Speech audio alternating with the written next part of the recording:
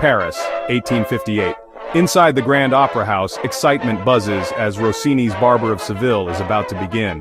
But in a private box above, another drama unfolds. The Duke of Brunswick and Count Isouard challenge Paul Morphy, a young American, to chess.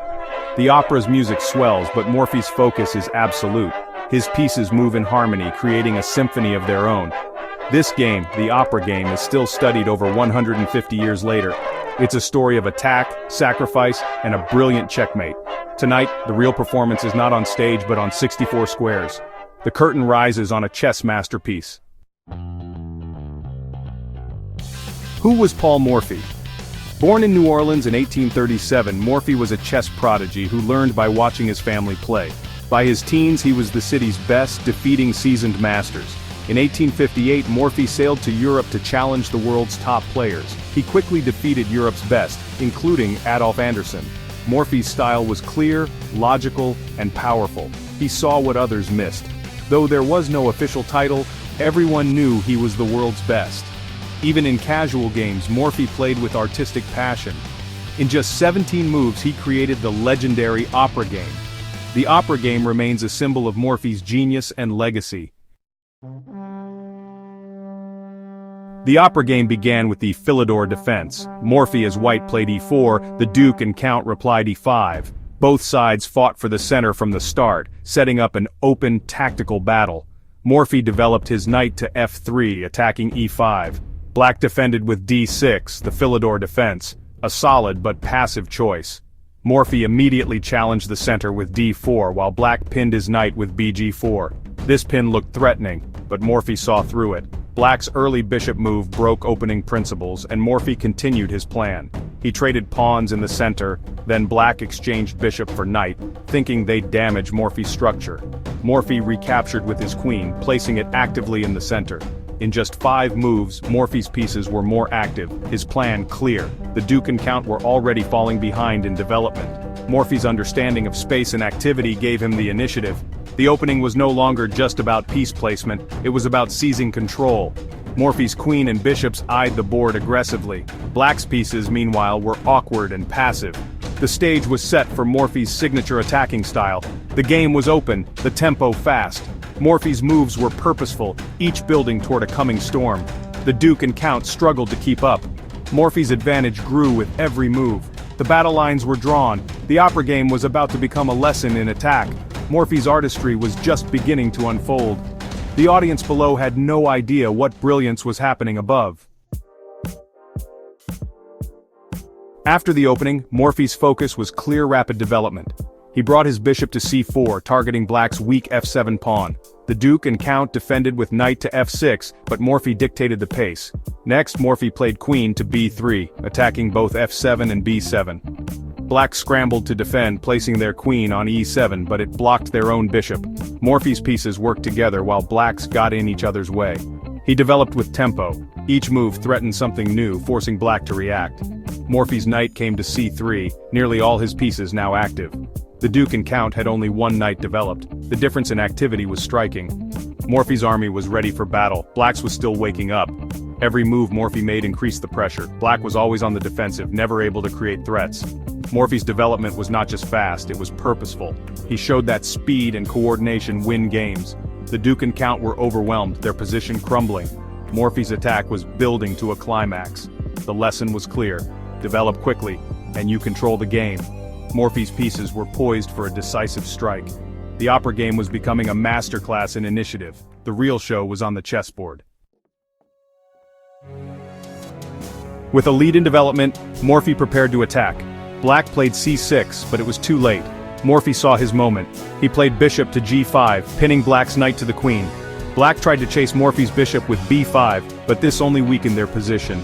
Morphy seized the opportunity. Knight takes b5, a stunning sacrifice. Black captured the knight, thinking they'd gained material. But Morphy wasn't playing for material, he was playing for checkmate. The sacrifice opened lines for his pieces and shattered Black's defenses. Morphy's bishop on c4 was now free, his rook ready to join the attack. Black's king was exposed, their position in ruins. Morphy understood that activity and coordination were worth more than a single piece. The Duke and Count were ahead in material but behind in safety. Morphy's attack was just beginning. The lesson: sometimes you must give to get. Morphy's boldness set the stage for a brilliant finish. The audience below heard only music, but above, a masterpiece was unfolding. The Duke and Count were in deep trouble. Morphy's sacrifices were calculated, not reckless. The board was opening, and Morphy's pieces were ready to strike.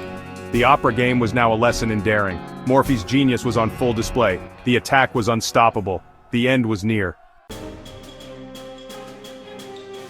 After the knight sacrifice, Morphy pressed his attack with bishop takes b5, check. Black blocked with knight to d7, but their king's escape was cut off. Morphy castled long, bringing his rook into the attack and moving his king to safety. All of Morphy's pieces were now aimed at Black's king. Desperate, Black played rook to d8, hoping to trade rooks and relieve pressure. Morphy refused. He wanted checkmate, not trades. He sacrificed again. Rook takes d7.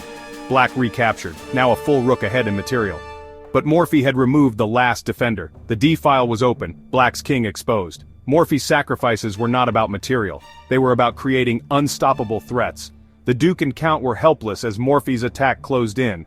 Every piece Morphy had was perfectly placed. The final combination was ready. Morphy's vision was several moves ahead. The opera game was reaching its climax. The audience below was oblivious to the drama above. Morphy's sacrifices were about to pay off. The checkmate was inevitable. The masterpiece was almost complete. Morphy's brilliance shone brightest in these final moves.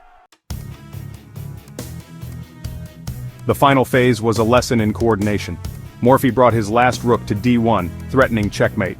Black's only hope was queen to e6, defending d7. Morphy responded with bishop takes d7, check, a final sacrifice. Black captured with the knight, but this removed the last defender. Now, Morphy played queen to b8, check, another sacrifice. Black's knight was forced to capture the queen. Morphy delivered the final blow rook to d8, checkmate. The game was over. Morphy's rook, supported by his bishop, ended the battle. Every piece had played its part in the attack. The checkmate was elegant, the combination flawless. The Duke and Count were left stunned. The opera game became one of the most famous finishes in chess. Morphy's coordination was like a symphony, every move in harmony. The audience below never knew what brilliance had unfolded above. The opera game's ending is still celebrated for its beauty. Morphy's masterpiece was complete. The lesson: attack with all your pieces, and victory is yours. The curtain fell on a perfect game.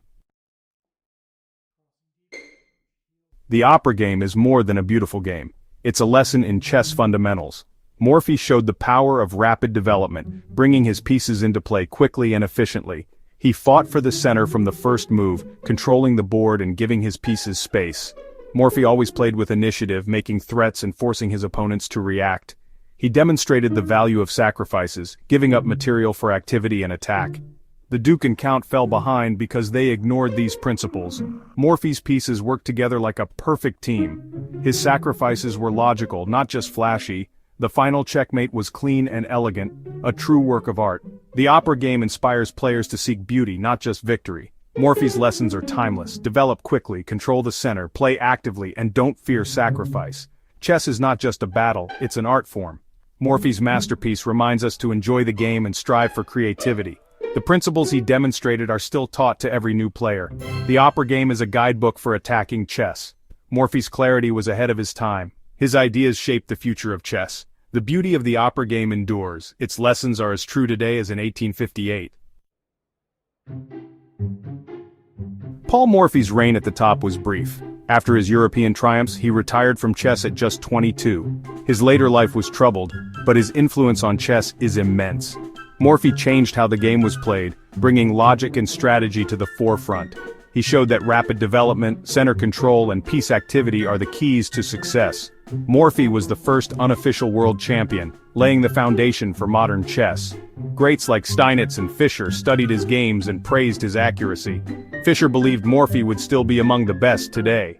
The opera game's principles remain the bedrock of chess strategy. Every grandmaster understands the lessons Morphy taught. The opera game is not just history, it's the birth of modern chess. Morphy's legacy is in the ideas he gave the world. He taught us to play with energy, purpose, and beauty. Every chess player owes him a debt of gratitude. Morphy's echo lives on in every well-played game. His masterpiece at the opera still inspires us all.